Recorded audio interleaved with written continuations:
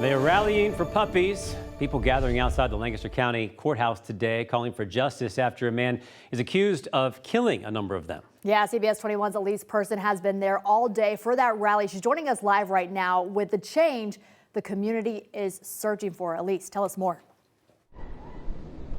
Yeah, so I'm right here outside the Lancaster County Courthouse where there were over a dozen people rallying for change. It's quiet here now, but I want you to look at this video of the rally earlier today. So these people, they were calling for John Stoltzfus Jr. to receive the max sentence. He's accused of killing 4 puppies after they wouldn't sell. He's set to be in court for a status conference, or he was set to be in court for a status conference today, but the hearing was continued, meaning it didn't happen. We were not told when his next court appearance would be, but I did get the chance to ask protesters what they were looking for.